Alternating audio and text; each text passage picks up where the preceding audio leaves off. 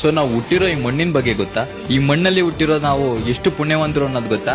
ಬೇರೆ ರಾಜ್ಯದವರು ಯಾಕೆ ನೀವು ಭಾಷೆ ನೀರಿಗೆ ನೀವು ಇಷ್ಟೊಂದು ಹೋರಾಟ ಮಾಡ್ತೀರಾ ಅಂದ್ರೆ ಅವ್ರೆಲ್ರಿಗೂ ಈ ವಿಡಿಯೋನೇ ಉತ್ತರ. ಭಾರತದಲ್ಲಿ ಅತಿ ಹೆಚ್ಚು ಜ್ಞಾನಪೀಠ ಪ್ರಶಸ್ತಿ ಸಿಕ್ಕಿರೋದು ಇದೇ ನನ್ನ ಮಣ್ಣಿಗೆ. ಭಾರತದ ಮೊದಲ ಮಹಿಳಾ ಸ್ವತಂತ್ರ ಹೋರಾಟಗಾರ್ತಿಯಾದಂತ ಕಿತ್ತೂರು ರಾಣಿ ಚೆನ್ನಮ್ಮ ಅವರು ಹುಟ್ಟಿದ್ದು ಇದೇ ನನ್ನ ಮಣ್ಣಲ್ಲಿ. ಭಾರತ, ಶ್ರೀಲಂಕಾ ಮತ್ತು ಇನ್ನೂ ಮುಂತಾದ ವಿದೇಶಗಳಲ್ಲಿ ಇಂಜಿನಿಯರ್ ದಿನವನ್ನು ನಮ್ಮ ಸರ್ ಎಂ ವಿಶ್ವೇಶ್ವರಯ್ಯ ಅವರ ನೆನಪಿನಲ್ಲಿ ಆಚರಿಸ್ತಾರೆ ಅನ್ನೋದು ಒಂದು ಹೆಮ್ಮೆ. ಸರ್ ಎಂ ವಿಶ್ವೇಶ್ವರಯ್ಯ ಹುಟ್ಟಿರೋದು ಇದೇ ಮಣ್ಣಿನಲ್ಲಿ. ಭಾರತದ ಮೊದಲ ಖಾಸಗಿ ರೇಡಿಯೋ ಕೇಂದ್ರ ಆಗಿರೋದು ಇದೇ ನನ್ನ ಮಣ್ಣಲ್ಲಿ. ಭಾರತದ ಕ್ರಿಕೆಟ್ ಕ್ಷೇತ್ರದಲ್ಲಿ ಅನೇಕರು ಕನ್ನಡಿಗರೇ ಇದ್ದಾರೆ.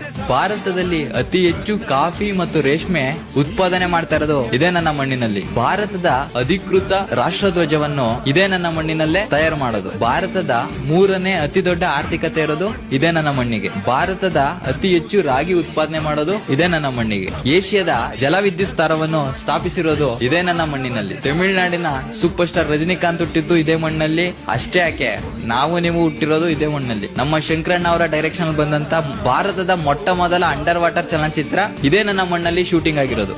ಜಾತಿ, ಧರ್ಮ ಯಾವ್ದ್ರಿಂದ ಬೇಕಾದ್ರೂ ಬೇರೆ ಆಗ್ಬೋದು, ನಾವೆಲ್ಲರೂ ಒಂದಾಗಕ್ಕೆ ಒಂದೇ ಒಂದು ಟ್ಯಾಗ್ ಲೈನ್ ಏನು ಅಂದ್ರೆ ಈ ಕನ್ನಡಿಗ ಅನ್ನೋದು. ಎಲ್ಲ ನನ್ನ ಸ್ವಾಭಿಮಾನಿ ಕನ್ನಡಿಗರಿಗೆ ಹೇಳ್ತಾ ಇರೋದಿಷ್ಟೇ, ನಾವು ನವೆಂಬರ್ 1 ಕನ್ನಡಿಗರಾಗದೆ ಕನ್ನಡವನ್ನು ಅತಿ ಹೆಚ್ಚಾಗಿ ಬೆಳೆಸಿ, ಸಂಬಂಧಪಟ್ಟ ಅಧಿಕಾರಿಗಳಿಗೆ ನನ್ನ ಕಡೆಯಿಂದ ಒಂದು ಮನವಿ, ಅನ್ಯ ಭಾಷೆಗಳಿಂದ ಕನ್ನಡ ಉಳಿಬೇಕು ಅಂತ ಅಂದ್ರೆ ಕನ್ನಡ ಓದಿದಂತ ವಿದ್ಯಾರ್ಥಿಗಳಿಗೆ ಅತಿ ಹೆಚ್ಚು ಉದ್ಯೋಗಾವಕಾಶಗಳು ಸಿಗ್ಬೇಕು. ನೀವು ಯಾವ ಜಿಲ್ಲೆಯಿಂದ ನೋಡ್ತಾ ಇದ್ದೀರಾ ಆ ಜಿಲ್ಲೆನ ಕಮೆಂಟ್ ಮಾಡಿ. ಎಲ್ಲಾ ಸ್ವಾಭಿಮಾನಿ ಕನ್ನಡಿಗರಿಗೆ ಕನ್ನಡ